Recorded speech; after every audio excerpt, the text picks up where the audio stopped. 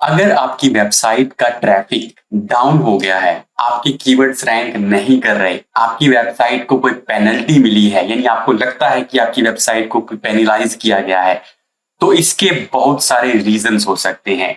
जैसे कि सबसे मेन रीजंस की अगर मैं बात करूं तो आपका कंटेंट जो है, अभी की अगर रिसेंट अपडेट की बात करें तो एआई कंटेंट हो सकता है, या फिर आपने जो है किसी हाई अथॉरिटी वेबसाइट पे, यानी कि जो साइट रेपुटेशन अब्यूज है वो किया हो, या फिर खराब बैकलिंक्स भी इसका कारण हो सकते हैं।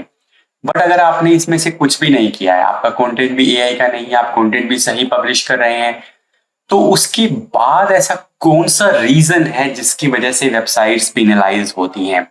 देखिए, ये जो मैं बात पहले मैंने आपको बताया कि जैसे कि कंटेंट है, एआई वाला कंटेंट नहीं होना चाहिए, तो कुछ लोग कहते हैं कि हमारा कंटेंट एआई नहीं है, हम मैनुअली राइट करते हैं, ठीक है, हम बैकलिंक्स वगैरह भी हमारे खराब नहीं है। तो अगर ये सारी कंडीशंस आपने चेक कर ली हैं, तो उसके बाद एक जो सबसे बड़ा फैक्टर है वेबसाइट्स पेनलाइज होने का, वो है एंकर टेक्स्ट ओवर ऑप्टिमाइजेशन। तो आज की वीडियो में हम यही बात करने वाले हैं कि एंकर टेक्स्ट होता क्या है, एंकर टेक्स्ट के टाइप क्या होते हैं, और एंकर टेक्स्ट की जो ऑप्टिमाइजेशन है वो किस तरह की होनी चाहिए। ठीक है, जैसा कि आप यहाँ पर स्क्रीन पर देख रहे हैं, सबसे पहले मैं आपको बता दूं कि एंकर टेक्स्ट होता क्या है। देखिए, जैसे यहाँ पर अगर मैं इसके HTML फॉर्मेट की बात करूं, तो ये HTML फॉर्मेट है, बट इसको समझना थोड़ा सा डिफिकल्ट हो सकता है। हम सिंपल इसको समझते हैं। जैसे कि मान लीजिए ये विकिपीडिया का कोई आर्टिकल है, यहाँ पर एक लिंक दिया गया है, ठीक है। अब ये रेफरेंस पे जब हम क्लिक करेंगे तो ये एक नया पेज ओपन हो जाएगा। हालांकि ये इंटरनल लिंक है, बट इंटरनल एक्सटर्नल से फर्क नहीं पड़ता, एंकर टेक्स्ट की हम यहाँ पर समझ रहे हैं। तो ये जो रेफरेंस वर्ड है, ये बेसिकली एंकर टेक्स्ट है इस बैकलिंक के लिए, ठीक है। तो जिस भी वर्ड से आपका लिंक मिल रहा है, यानी कि जहां पर जो वर्ड है वो हाइपर लिंक किया गया है, उसको ही एंकर टेक्स्ट बोला जाता है। अब अगर मैं आपको यहाँ पर बताऊं, तो जैसे कि Ahref, अब ये जो डोमेन यहाँ पर जो नाम लिखा हुआ है, ये बेसिकली ये लिंक हो गया आपका, ठीक है। और फिर यहाँ पर ये आपका एंकर सर्विसेज है, तो यहाँ पर एंकर आपका रेफरेंस हो गया, और फिर हमने यहाँ पर ए जो टैग को बंद कर दिया है, ठीक है। तो ये हो गया हमारे एंकर टेक्स्ट का फॉर्मेट, और ये हमारे एंकर टेक्स्ट होता क्या है बेसिकली। अब एंकर टेक्स्ट के अलग अलग टाइप होते हैं। जैसे कि सबसे पहले हम बात करें ब्रांडेड एंकर की, तो ब्रांडेड एंकर का मतलब क्या है। सपोज मेरे पास एक वेबसाइट है जिसका नाम है ब्लॉगिंग आइडल, ठीक है, ये हमारा एक ब्लॉग है, तो इसका हमारा जो वेबसाइट का ये एड्रेस है। तो अब अगर मैं ब्रांडेड एंकर की बात करता हूं, तो ब्रांडेड एंकर का मतलब है इसका नाम, बेसिकली जो ब्लॉगिंग आइडल जो है ना, ये स्पेसिफिकली अगर हम ये जो ब्रांड का नेम है उसको ब्रांडेड एंकर बोला जाता है। या फिर मैं अपने नाम से भी कर सकता हूँ, रोबिन मेहता, क्योंकि सपोज मेरा ब्लॉग है, तो ये भी एक तरह से ब्रांडेड एंकर हो गया, ठीक है। या फिर ब्लॉगिंग स्पेस आइडल, तो ये भी एक तरह से ब्रांडेड एंकर ही हो गया। तो जो आपके बिजनेस का नेम है वो आपका ब्रांडेड एंकर हो जाएगा। नेक्स्ट इसके अंदर है जेनेरिक एंकर। जेनेरिक एंकर का मतलब क्या है, जैसे कि नॉर्मल कोई एंकर, जैसे कि मान लीजिए मैं यहाँ पर लिख देता हूँ क्लिक हेयर, तो क्लिक हेयर एक जेनेरिक एंकर हो गया। या फिर विजिट वेबसाइट, ये जेनेरिक एंकर हो गया, जिसमें कुछ भी स्पेसिफिक नहीं है, ठीक है। जैसे जनरली बोला जाता है कि यहाँ पर क्लिक कीजिए, यहाँ पर क्लिक कीजिए, तो वो सब हमारे क्या हो गए, जेनेरिक एंकर हो गई। इसके बाद नेक्स्ट जो एंकर टाइप है वो है नेक्ड यूआरएल एंकर। अब नेक्ड यूआरएल एंकर का मतलब क्या है, जैसे कि bloggingidol.com, ये अगर हम लिखते हैं तो ये हमारा नेक्ड यूआरएल है। या फिर https bloggingidol.com एग्जैक्ट यूआरएल भी, तो ये भी हमारा क्या है, नेक्ड यूआरएल एंकर है। मतलब अगर यहाँ इससे कहीं पर लिंक किया हुआ है तो फिर वो हमारा क्या हो जाएगा, नेक्ड यूआरएल हो जाएगा, ठीक है। इसके बाद आता है इमेज एंकर। तो इमेज एंकर में जो हमारा ओल्ड टेक्स्ट है, ठीक है, यहाँ पर जो ये आएगा हमारा, ये हमारा एंकर टेक्स्ट होने वाला है। ओल्ड टेक्स्ट के अंदर आप जो भी लिखने वाले हैं इमेज के, वो आपका ऐसा एंकर टेक्स्ट यूज होगा। इसके बाद आता है एग्जैक्ट मैच एंकर। अब ये इंपॉर्टेंट है। एग्जैक्ट मैच एंकर का मतलब क्या है, सपोज मैंने एक आर्टिकल लिखा बेस्ट ब्लॉगर्स इन इंडिया, और मैं इस कीवर्ड के लिए रैंक करना चाहता हूं, तो ये जो बेस्ट ब्लॉगर्स इन इंडिया, ये जो कीवर्ड है बेसिकली, अगर मैं इसी पे बैकलिंक्स बनाता हूं, मतलब इंटरनल लिंकिंग के बाद एक्सटर्नल लिंक, मतलब मैंने कहीं से बैकलिंक लिया, तो वहां पे जो भी मेरा जो यूआरएल है जिसको मैं रैंक करवाना चाहता हूं, वहां पर इस पर्टिकुलर टैग से लिंक कर दिया तो वो क्या हो जाएगा, एग्जैक्ट मैच एंकर। जैसे कि अगर मैं यहाँ पर बात करूं, मान लीजिए मुझे यहीं से लिंक लेना है, ठीक है, तो यहाँ पर मैं रेफरेंस की बजाय ये वर्ड यूज कर लेता हूँ बेस्ट ब्लॉगर्स इन इंडिया, और फिर अपने किसी जो भी पेज में रैंक करवाना चाहता हूँ बेस्ट ब्लॉगर्स इन इंडिया वाला, उसका एक लिंक यहाँ पर डाल देता हूँ, ठीक है, यहाँ रेफरेंसेस की जगह पे। तो वो हमारा क्या हो जाएगा, एग्जैक्ट मैच एंकर, ठीक है। उसके बाद आता है partial match anchor. Partial match का मतलब है कि आधा कीवर्ड और आधा कोई और वर्ड। जैसे कि सपोज मुझे health benefits of green tea के लिए रैंक करना है, बट मैंने health benefits of green tea for heart पे लिंक ले लिया, ठीक है, मतलब ये एंकर लगाया और इस पे अगर हमने लिंक ले लिया तो वो हमारा क्या बन जाएगा, पार्शियल मैच एंकर, यानी एग्जैक्ट नहीं बट कुछ हिस्सा आपके कीवर्ड का उसके अंदर आ जाएगा। तो ये सभी जो है ना एंकर टेक्स्ट के टाइप हैं। तो अब हम देखते हैं कि किस वजह से वेबसाइट पर पेनल्टी आती है। देखिए इसके अंदर आप जितने भी कीवर्ड्स हैं, जितने भी एंकर हैं, उसमें से अगर आप एग्जैक्ट मैच एंकर, ये सबसे पावरफुल है और सबसे डेंजरस भी है। सबसे पावरफुल का मतलब क्या है कि अगर मुझे किसी पर्टिकुलर कीवर्ड के लिए रैंक करना है तो मेरा अगर एग्जैक्ट मैच एंकर मैंने ले लिया तो उसकी प्रोबेबिलिटी बढ़ जाती है रैंक होने की, ठीक है। बेस्ट ब्लॉगर्स इन इंडिया के लिए मेरा वो पेज है वो बहुत जल्दी रैंक करेगा, but at the same time ये उतना ही डेंजरस भी है। मान लीजिए आपने कोई नई वेबसाइट बनाई है और आपने जितने भी पेजेस आप रैंक करवाना चाहते हैं सबके लिए आपने एग्जैक्ट मैच एंकर ले लिए, तो उस टाइम पे क्या होगा, आपको पेनल्टी के चांसेस बढ़ जाते हैं। आपकी जो ट्रैफिक है वो कम हो सकता है, आपका जो कीवर्ड्स हैं वो मतलब रैंकिंग उनकी डाउन जा सकती है, क्योंकि आपने सारे के सारे एग्जैक्ट मैच ले लिए।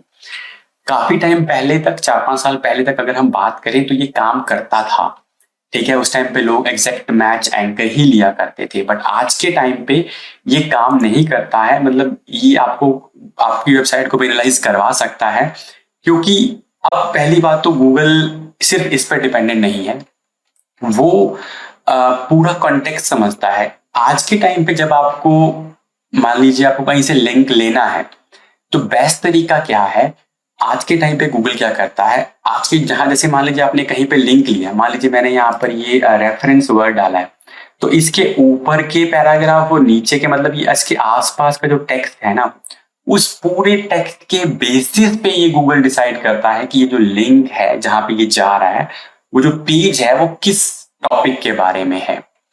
अभी मतलब एक पर्टिकुलर एंकर के ऊपर डिपेंडेंसी नहीं है, उसके आसपास के टेक्स्ट के ऊपर भी डिपेंडेंसी है। तो इसका मतलब ये है कि गूगल जो है ना आसपास के टेक्स्ट को यूज करता है उस पर्टिकुलर पेज के लिए टॉपिकल अथॉरिटी डिफाइन करने के लिए।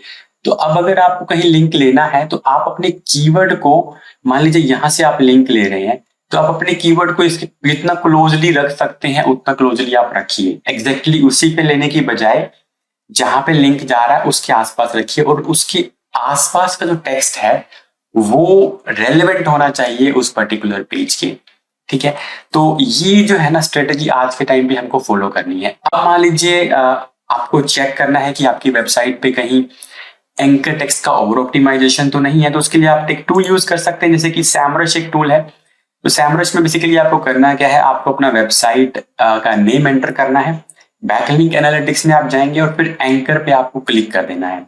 जब आप एंकर पे क्लिक करेंगे तो आपको यहाँ से पता चलेगा कि सबसे ज्यादा एंकर जो है वो कितनी डोमेन से आ रहा है, कितने बैकलिंक्स उससे मिले हुए। जैसे कि यहाँ पर bloggingidol.com है, तो ये हमारा एक नेक्ड यूआरएल है, मतलब यहाँ पर बिल्कुल भी ओवर ऑप्टिमाइजेशन नहीं हुआ है, ठीक है।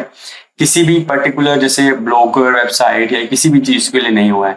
बट यहाँ पे भी इंपॉर्टेंट है कि आप पर्टिकुलर पेज को चेक करें, ठीक है। तो ये इंडेक्स पेजेस में जाके आप वो पेज चेक कर सकते हैं। तो मेनली जैसे मान लीजिए मुझे किसी पेज के लिए चेक करना है, तो मैं उस पेज का यूआरएल यहाँ पर एंटर कर दूंगा और फिर ये मुझे उस पर्टिकुलर पेज के लिए भी एंकर टेक्स्ट का डेटा दे देगा। अब यहाँ पर होता क्या है, देखिए जब हम कोई वेबसाइट बनाते हैं, हम कोई पेज पब्लिश करते हैं, तो अब हमें ये देखना रहता है कि क्या हम एंकर टेक्स्ट को कैसे लें। मतलब अगर आप अपने कंप्यूटर को एनालाइज करेंगे तो हो सकता है उन्होंने एग्जैक्ट मैच एंकर यूज किए हों उस पर्टिकुलर पेज के लिए, बट यहाँ पर यह समझना जरूरी है कि अगर आपकी वेबसाइट नहीं है तो बहुत ज्यादा आपको एग्जैक्ट मैच एंकर नहीं यूज करना चाहिए। दूसरा पर्सन अगर कर रहा है तो उसको देख के नहीं करना चाहिए। कई बार हम लोग कंपैरिजन करते हैं कि दूसरे बंदे ने किया है तो मैं भी कर लेता हूँ, बट हम ये नहीं देखते कि उस बंदे की वेबसाइट कितनी पुरानी है, उसका जो ओवरऑल साइट वाइज जो उसका जो एंकर टेक्स्ट है वो डिस्ट्रीब्यूशन कैसा है। अभी जैसे ये जो डिस्ट्रीब्यूशन मैं आपको दिखा रहा हूँ ये पूरा साइट वाइड है, ठीक है। आप किसी पर्टिकुलर पेज पे हो सकता है, जैसे मैं किसी पेज को रैंक करना चाह रहा हूँ तो उसका एंकर टेक्स्ट ऑप्टिमाइजेशन ज्यादा हो, बट ओवरऑल इसका एंकर टेक्स्ट ऑप्टिमाइजेशन जो है वो सही है।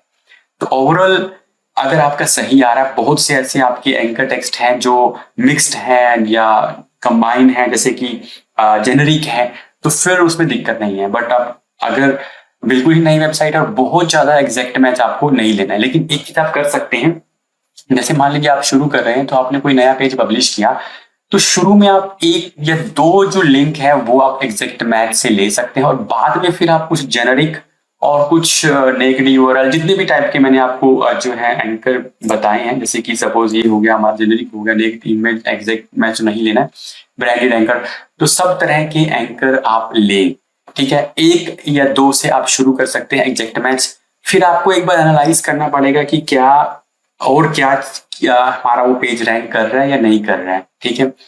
तो जब अगर मान लीजिए पेज रैंक नहीं करता है और आपने दूसरी चीजें भी एनालाइज कर ली है, आपकी वेबसाइट की ओवरऑल अथॉरिटी और बाकी चीजों को भी अगर आपने एनालाइज कर लिया है, फिर आप एक एग्जैक्ट मैच एंकर बढ़ा सकते हैं। तो ये काफी क्लोजली इसको मॉनिटर करना पड़ता है। अगर वो पेज की मतलब उस पेज को रैंक करवाना है हमें, तो उस पेज के ऊपर किस तरह से हमें काम करना रहता है, ये सब चीजें जो है हमें इसके अंदर कवर करनी होती है। तो यहाँ पर इस पूरे जो वीडियो का जो एक कंक्लूजन ये है कि सबसे पहली बात तो over optimization exact match anchor आपने नहीं करना है, ठीक है। और अगर आपकी वेबसाइट की मतलब आप नया पेज पब्लिश करते हैं तो एक या दो बैकलिंक से आप शुरू कर सकते हैं एग्जैक्ट मैच, बट उसके साथ ही आपको दूसरे लिंक्स भी बनाने पड़ेंगे ताकि उसका जो परसेंटेज है वो कम हो जाए, है ना। जैसे आपने एग्जैक्ट मैच बना के छोड़ दिया, फिर आप दूसरे नहीं बना रहे, तो फिर वो परसेंटेज में गड़बड़ हो जाएगी, ठीक है।